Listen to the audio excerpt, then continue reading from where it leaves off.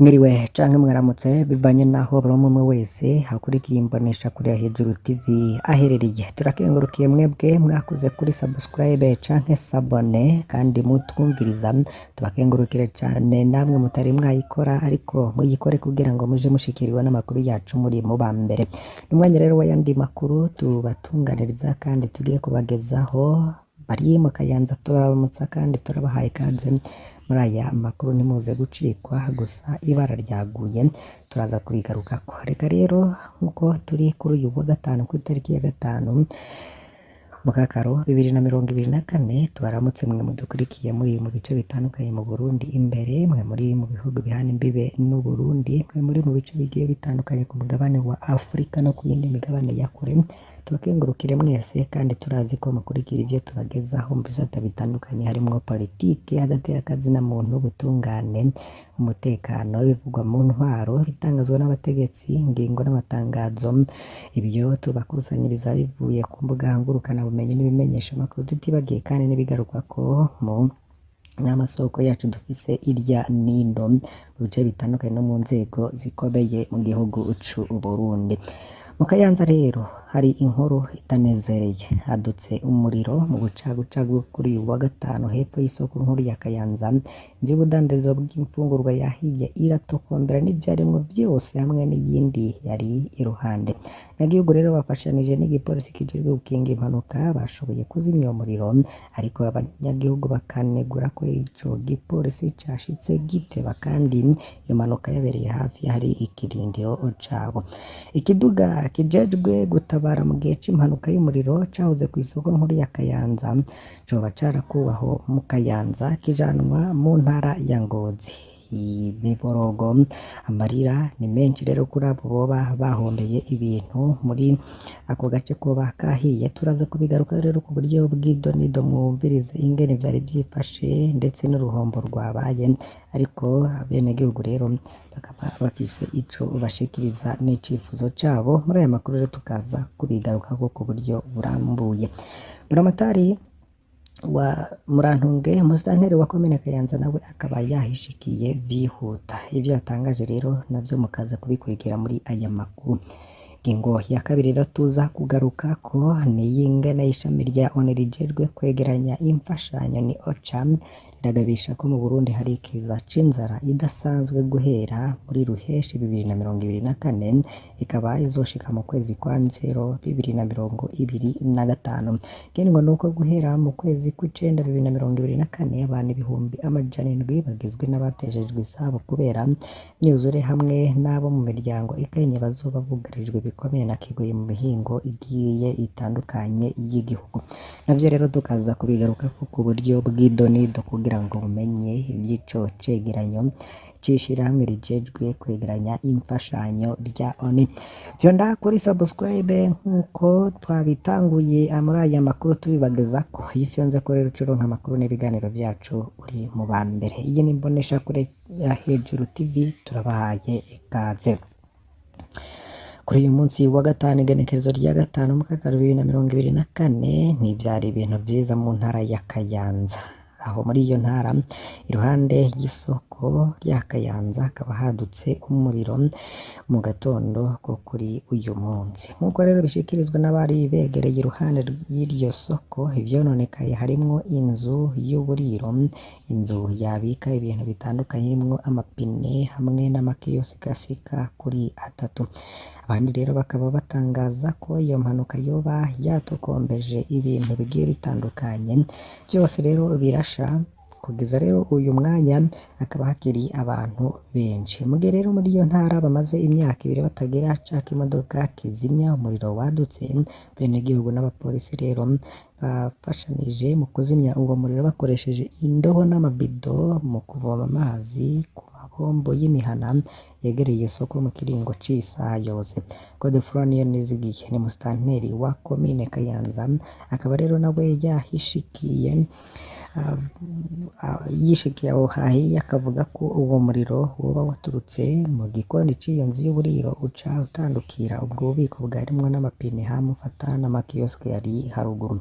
Benegihugu bo muri ico gisagara rero bakaba basabwa kwirinda kuza barubaka bafata bafatanije amazu kugira ngo umuriro wadutse muri imwe ntuze urandagatira mu yindi, abasaba kandi ko kuza barashira amatara ku mazu bakoresheje insinga zikomeye nk'uko rero yabitangaje. Gusa rero ikintu hano kiriko kiranengwa n'abenegihugu bagiye batandukanye uko ico kiduga canke kizimyamwoto cavanwe muri iyo ntara ya Kayanza kijanwa mu ntara ya Ngozi. Nk'uko muvyumviriza rero hakaba hari uburuhe bw'uko abenegihugu ndetse n'abapolisi bo bavatikanije kugira ngo bazimye aho hantu hafashwe n'umuriro wahitanye ibitari bike, bakoresheje rero amazi, bakoresheje kandi amabido, bakoresheje n'indobo nk'uko rero babitangaza. Turahojeje rero abo bagiriye uruhombo muri uwo mucanwa n'uwo muriro woba watwitse ibintu bigasha bigatokomberaho mu ntara ya Kayanza. Ishami rya ONU rijejwe kwegeranya imfashanyo OCHA riragabisha ko mu Burundi hari ikiza c'inzara idasanzwe guhera muri Ruheshi 2024 ikaba izoshika mu kwezi kwa Nzero 2025. Ikindi nuko guhera mu kwezi kwa Nzero 2024 Murantunge ikaba izoshika mu kwezi kwa Nzero 2025, ikindi niko guhera mu kwezi kw'icenda 2024 abantu rero ibihumbi amajana abiri bagizwe n'abateshejwe izabo kubera imyuzure hamwe n'abo mu miryango ikenya bazoba bugarijwe bikomeye na Kigoyi mu bihinga itandukanye y'igihugu. Ibi rero tukaba tubikesha n'ikinyamakuru Fewznet co kuri uyu wa gatatu igenekezo rya gatatu mu mwaka wa 2024. Biciye rero muri ico kimenyesha makuru Fewznet co ku wa gatatu igenekezo rya gatatu mu Kakaro 2024 mu cegeranyo c'ishami rya ONU rijejwe kwegeranya imfashanyo ni OCHA rimenyesha ko mu kiyaya c'Imbo no mu misozi ihanamiye muraruko hazoba hugarijwe na Kigoyi gikomeye kuva mu kwezi kwa Ruheshi guheze 2024 gushika mu kwezi kw'icenda 2024. Imyuzurira hamwe n'iduga ry'amazi y'ikiyaga Tanganyika bikaba vyatumye mu burengero umwimbu hamwe n'amikoro bigabanuka ku rugero rudasanzwe, maze rero akaba yarabangamiye cane ikiyaya c'Imbo aho amahegitari ibihumbi 40 y'ibiterwa bitwarwa n'imirimo yindi yahora isahiriza. Ibi rero bikaba vyatumye n'abantu ibihumbi amajana 3 bata izabo.